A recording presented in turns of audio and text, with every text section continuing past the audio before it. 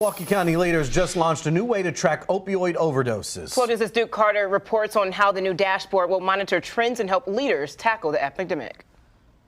Well, the good news is that this information can help nonprofit organizations treat people who are suffering from opioid overdose. In this case, it's now online, and we see here in Milwaukee County, fatal overdoses actually dropped from 2022 to 2024. Again, that data directs on how to help people. So here at the Keene Community Center, you have these free vending machines filled with naloxone, which is an emergency treatment of opioid overdose. Now, together we are taking a step forward in making data-driven decisions that will save lives. County leaders, pleased that this information is readily available for the public. It can help treat people who are suffering from opioid overdose. My vision for Milwaukee County is that we can become the healthiest county by achieving racial equity. But in order to achieve this vision, we have to rely on two key pillars. And that is not only strong partnership, but it's also about transparent data. Addressing a challenge that impacts our entire community requires support and engagement of everyone in our entire community. We all have a role to play. And county leaders say this dashboard was developed through an opioid settlement totaling over $100 million. Again, this site can help direct organizations and nonprofits on how to treat people who are suffering from opioid overdose here in Milwaukee County. Reporting at the Keene Community Center, I'm Duke Carter, WISN 12 News. And in our next half hour, we're counting down to the U.S. Women's Open in Wisconsin. The preparations underway with just, 100 days to go. Watch 12 News on YouTube. See all of our stories, investigations, and the latest forecasts from the Weather Watch 12 team. Subscribe to the 12 News YouTube channel right now.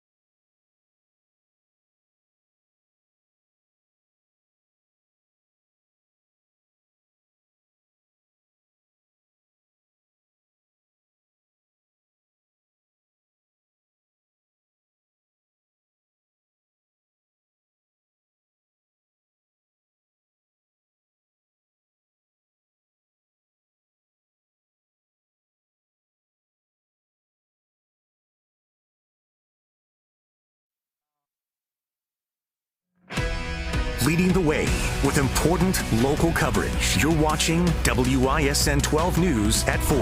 Right now, funding for the Milwaukee Art Museum in jeopardy. The outrage from one county supervisor over how much the museum's leader is getting paid.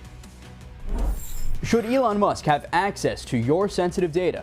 I'm Christopher Salas in Washington with the court decision that could define Doge's power. One of the top tournaments in women's golf is coming to Wisconsin, and you have a chance to get involved. First in this half hour, Weather Watch 12, a live look over Milwaukee. It may be sunny now, but it is still really, really cold out. Yeah, we've got another cold weather advisory, Mark. Here we go again. 3 in a row, 3 nights in a row. It'll last into the morning hours for tomorrow. These were the lows overnight across the state. Lots of double digits below zero, or 8 below here in Milwaukee. That's cold, not record-breaking territory, but certainly cold. Let's show you a little bit closer to home, and there's one number that stands out. But I looked this up, and it's real. It was 23 degrees below zero this morning in Fond du Lac. It was 13 below. That's the actual temperature, not the wind chill. The wind chill in Fond du Lac for a time was about 35 degrees below zero. Our current wind chill in Milwaukee, 5 below. That's not fun. You can see the rest of the area. It's better than it's been, but it's still not going to be nice overnight. Wind chills at times anywhere from 15 to maybe as cold as 25 degrees below zero. This is it for the cold weather advisories for at least a while. We'll talk more about that warm-up coming up. And you can always stay ahead of any weather changes with the 12 News mobile app. Download it for free, and you'll get live radar and severe weather alerts to help you plan ahead.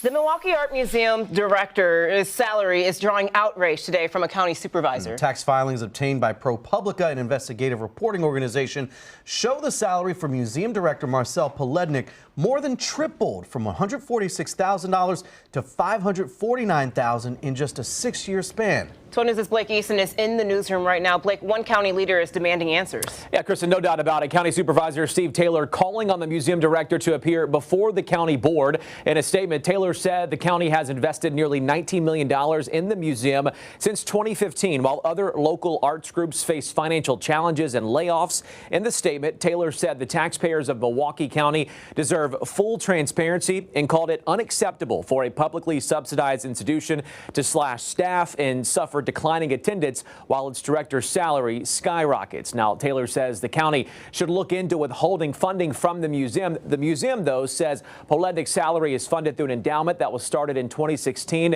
and is not funded through county or taxpayer funding. All right, Blake, thank you. Right now, it is Election Day in Wisconsin. And voters in Kenosha are deciding on future funding for the school district. Kenosha Unified is asking taxpayers to approve a $115 million referendum spread out over 5 years. The goal is to cover a $19 million shortfall next year and improve school safety. The district says since 2021, it has cut staff, curriculum, and employee benefits to try to fix its budget issues. That includes closing 7 schools in 2023. If voters say yes, property taxes will go up. A family with a home worth $250,000 will pay an additional $313 per year. You closed all these elementary schools. Where's that money that was set aside for them? Us taxpayers have to bear the brunt of this, and that's not right. We were hopeful that would be enough. As we went through that process, it became clear, probably last winter, that it would not be. A large portion of the money will go towards securing the front entrances of schools in the district. The plan comes after a school shooting scare at Roosevelt Elementary in November. Kenosha voters are not the only ones deciding on a school referendum. The Waterford Union High School District wants voters to approve nearly $25 million to pay for facility improvements. And there are also several local elections in communities across southeast Wisconsin. Polls are open until 8 p.m. tonight. We posted a complete voter guide to help you out if you're heading to the poll. Right now on the 12 News mobile app, it includes information on how to register to vote, which you can do at your polling location, and how to find your polling place. The countdown is on. Milwaukee Public Schools now have 9 days to comply with state law and return school resource officers to schools or be held in contempt. The district is still more than a year late on reinstating 25 officers. They were required to be in schools by January of last year as laid out in a state law. A judge initially made yesterday the deadline while MPS and the city worked out an agreement on who would pay for the officers. In court yesterday, Judge David Borowski ordered the cost to be split 50-50. According to the MPS Office of Board Governance, that comes out to about $760,000 each. Why do you think you have the ability, legal, ethical, moral, or otherwise, to ignore court orders? You don't. A spokesperson for Milwaukee's mayor says the city is prepared to finalize a memorandum in understanding with MPS and fully comply with the training requirements. We have posted our extensive coverage of this case on the 12 News mobile app. Federal judge declined to block Elon Musk and his Department of Government Efficiency from accessing government data systems or participating in employee layoffs. Christopher Salas is in our Washington bureau with the breaking ruling. Growing concerns over just how far billionaire Elon Musk and the Department of Government Efficiency can go in their crackdown on so-called waste, fraud, and abuse. Tuesday, a federal judge rejected a request from 14 states to limit what they say is Doge and Musk's unchecked power. But the White House insisted Musk is just a senior advisor, not the head of Doge, and has no actual authority. Yet he's been seen standing alongside the president in the Oval Office discussing efforts to slash the federal government. The people voted for major government reform. There should be no doubt about that. We're finding tremendous fraud and tremendous abuse. Democrats are pushing back on those claims. The only waste, fraud, and abuse we are seeing is the waste, fraud, and abuse that he is committing. First of all, he is illegally accessing large private data sets across the federal government. Doge's latest target, according to the Associated Press, tapping into the IRS's integrated data retrieval system. It's a tool that has bank records, tax returns, and even payment history. The White House says Doge needs direct access to fix a broken system. Senators Elizabeth Warren and Ron Wyden are demanding Doge justify its request, citing concerns Musk may weaponize taxpayer data for political purposes. Privacy experts say there's also a broader security concern. Every time you collect a new piece of information, every time you give access to somebody, and every time you share it, you're introducing new security risks. And acting Social Security Commissioner Michelle King resigned after refusing to grant Doge staffers access to sensitive data, making her one of several high-ranking officials who have departed over concerns about Doge's access to private information. In Washington, I'm Christopher Salas. An emergency shelter shut down. Blake Eason is here with a look at some of the stories we're working on for 12 News at 5. Yeah, that's right, Derek. This could not have come at a worse time as temperatures are well below freezing again. New video shows the mess inside a Waukesha shelter after the pipes burst there again. One Milwaukee landmark also could soon become a Lego set, how you could vote in the Toymakers annual designer competition. Those stories and more at the top of the hour. All right, we'll see you then, Blake. A former bachelorette is sharing her cancer diagnosis. Katie Thurston has breast cancer at the age of 34. ABC's Janae Norman shares her story. Oh my God, there's so many of you guys. Fans know her as the bubbly star of Bachelorette season 17. So raise a glass and we'll cheers to love. Cheers to love. But now, 34-year-old Katie Thurston revealing a shocking personal health battle, writing on Instagram, "Life update, I have breast cancer." Also disclosing the diagnosis, invasive ductal carcinoma, the most common type of breast cancer. Invasive ductal carcinoma just talks about a breast cancer that's come from the ducts or where milk travels throughout the breast. And this is very common. It's about 80% of our breast cancers are invasive ductal. Thurston, part of a disturbing cancer trend as rates in younger adults are on the rise, increasing by 1 to 2% every year. Breast cancer incidence in younger women is definitely a combination of factors. The fact that we're having children later. Increased alcohol use is another one. Excess body weight. We as a society are getting heavier. This is also a risk factor. Environmental exposure is another one. The television personality says she's waiting to hear the cancer stage, but knows she'll need chemotherapy, writing, "One thing I did early on was search other stories like mine, other young women with breast cancer, invasive ductal carcinoma, mastectomy, pregnancy after breast cancer. All of their stories helped, so I intend to be the same for others." That was ABC's Janae Norman reporting. You can watch the current season of The Bachelor Monday nights at 7 right here on WISN 12. Stick with us. We're back after a short break. You're watching 12 News at 4.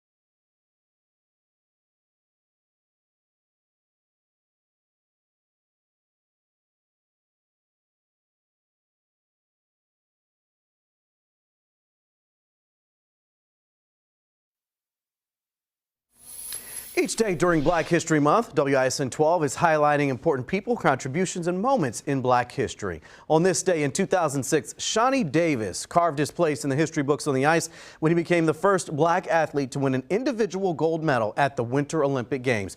He captured the top spot in the 1,000-meter speed skating race in the 2006 Games in Italy. 4 years later, the Chicago native repeated as Olympic champion.